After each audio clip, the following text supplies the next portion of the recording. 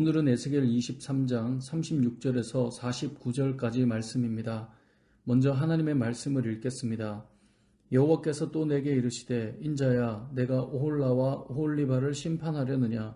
그러면 그 가증한 일을 그들에게 말하라.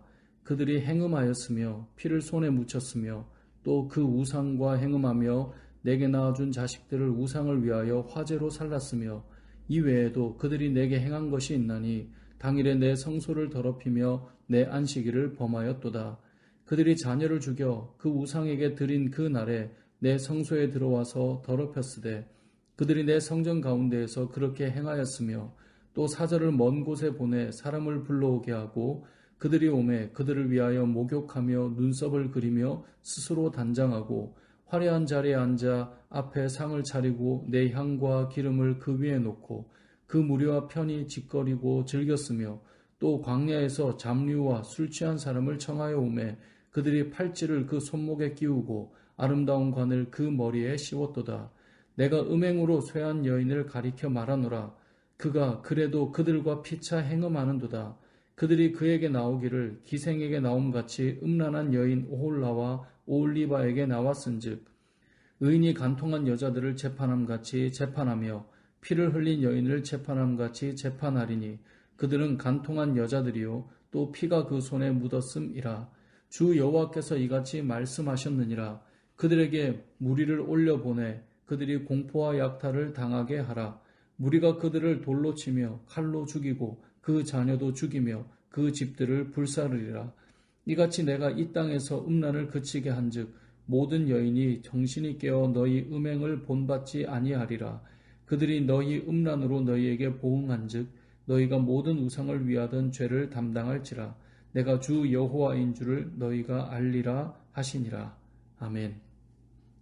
오늘부터 에스겔 말씀을 봅니다. 큐티 본문이 에스겔서의 중간부터 시작되기 때문에 우리가 보게 되는 23장은 에스겔 전체에서 어떤 위치인가를 간단히 말씀드리면 이렇습니다. 선지서의 대부분이 선지자를 부르는 소명의 내용, 즉 콜링의 사건이 등장하겠죠. 하나님께서 선지자를 부르시는 거예요. 에스겔서도 1장에서 3장까지는 에스겔을 부르는 내용이에요. 그리고 선지자를 부르시는 이유는 하나님의 뜻을 전할 대상이 있다는 거겠죠. 에스겔서는 바벨론을 통한 유다와 예루살렘이 멸망할 것임을 전할 내용으로 기록되어 있어요. 그러니까 오늘 말씀은 유다를 향한 하나님의 메시지가 이 에스겔서 안에 기록되어 있습니다. 물론 유다뿐만 아니라 이방 나라의 심판에 대한 예언도 이제 등장하게 됩니다. 이 선지서의 또 하나의 특징은 전반부는 죄를 드러내시고 죄에 대해 지적하시고 죄로 인해 심판이 임하게 될 것이다. 그러니까 돌이켜라 라고 하는 하나님의 마음이 담겨 있죠. 그러니까 죄를 드러내고 심판하실 것에 대한 내용이 담겨 있는 거예요. 대부분의 선지서는 다 이렇게 전반부가 시작돼요. 하지만 심판의 내용으로 끝나지 않습니다. 후반부로 가면 그렇게 심판으로 끝나지 않고 그 나라의 회복과 하나님의 영광의 회복이 이루어질 것이다로 선포되며 이제 말씀이 마무리가 돼요. 에스겔서도 동일합니다. 에스겔서도 24장까지는 유다의 죄악을 드러내시고 하나님의 심판이 임할 것이다라고 하는 메시지가 등장해요. 그리고 25장부터 32장까지는 이제 이방 나라들의 심판에 대한 내용이 기록되어 있고요. 후반부가 되는 33장부터는 회복의 메시지가 시작됩니다. 그렇기 때문에 우리가 보는 이 23장은 유다의 죄악을 드러내시고 심판하시려는 메시지가 담겨 있겠죠. 오늘 보면 23장은 오홀라와 오홀리바라고 하는 두 여인을 등장시켜서 이제 말씀하시는 거고요. 이제 내일 볼 24장은 끓는 가마 비유를 통해서 말씀을 하시는 거예요. 자, 오늘 본문 36절은 이렇게 말씀하죠. 여호와께서 또 내게 이르시되 인자야 내가 오홀라와 오홀리바를 심판하려느냐. 그러면 그 가증한 일을 그들에게 말하라. 자, 오홀라와 오홀리바는 누구일까요? 이제 앞으로 가면 4절로 가보면 오홀라는 사마리아요, 오홀리바는 예루살렘이다 라고 말씀해요. 그러니까 오홀라는 사마리아를 상징하고요, 오홀리바는 예루살렘을 상징하는 인물입니다. 그런데 5절을 보면 이 오홀라가 언니인데 어떻게 음행을 행했는지, 그래서 어떤 심판을 받았는지를 기록하고 있어요. 그리고 그것을 동생 오홀리바가 보았죠.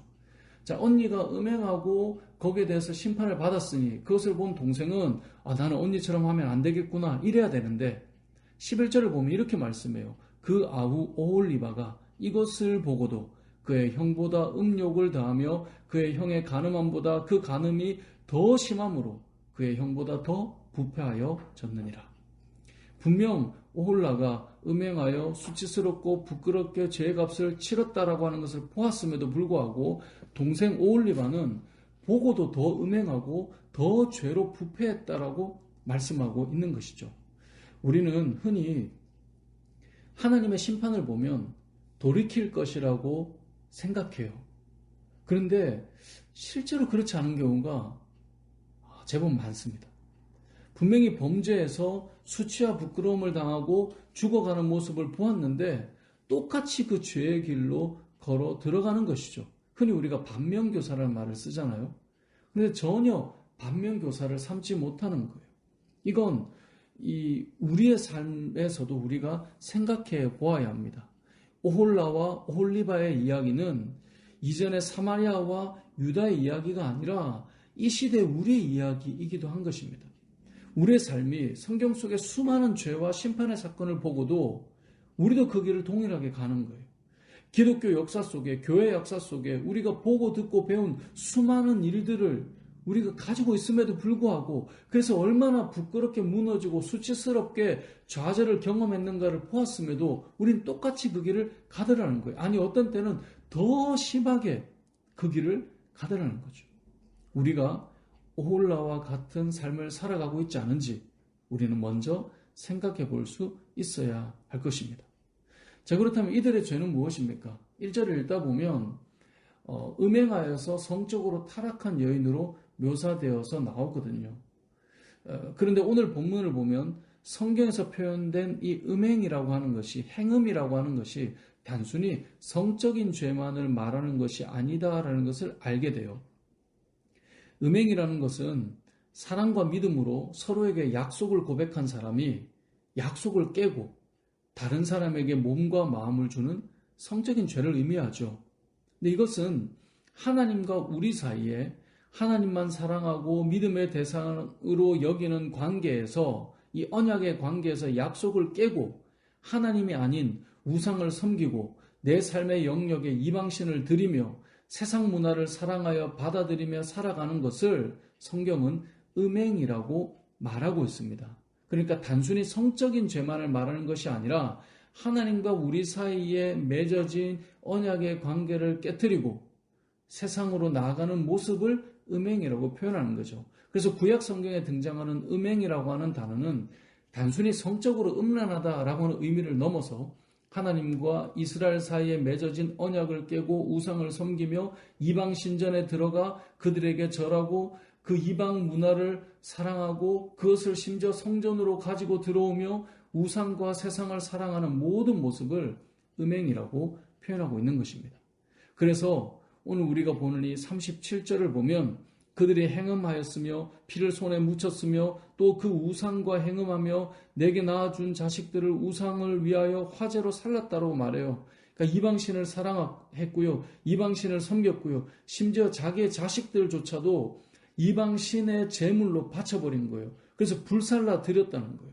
38절을 보니까 하나님의 성소를 더럽히고 안식일을 범했다라고 말해요. 39절을 보니까 그렇게 이방신을 섬기고 나서도 성전에 들어와서 제사를 드렸다라고 말해요. 그러니까 이방신전에서도 엎드렸고 하나님의 성전에서도 엎드리는 것을 행음이라고 말하는 거예요. 40절을 보면요. 사절을 먼 곳에 보내서 이방 나라의 그 도움을 구해요. 그들을 의지해요. 그들의 도움을 받기 위해서 그들의 비유를 맞추기 위해서 눈썹을 그리고 스스로 단장하고 그렇게 변장하는 모습을 보여줘요. 이것이 행음이다라고 말하고 있는 것입니다. 우리에게 좀 더 가져와 보면 이런 것입니다. 주일이 되면 예배도 드립니다. 하지만 세상에 나가 우상 앞에서도 엎드려요. 하나님을 의지한다고 열심히 기도를 합니다. 하지만 세상의 강한 자들의 도움을 구하며 그들의 도움을 받기 위해 그들에게 맞춰 우리의 모습을 바꿔놓는 것. 성경은 이런 우리의 삶을 음행하고 있다, 행음이다라고 말하는 거예요. 성경에서 결혼으로 늘 하나님과의 관계를 비유해 주시잖아요. 결혼을 생각해 보십시오. 한 사람이 가정에 충실한 듯이 보이지만 동시에 또 다른 여인을 아니면 또 다른 남자를 사랑하고 있다면 가정에 충실하다고 해도 우리는 그 모습을 보고 음행하고 있다라고 말하죠. 오늘 본문 45절에 보면 간통이라고 분명하게 말씀해요.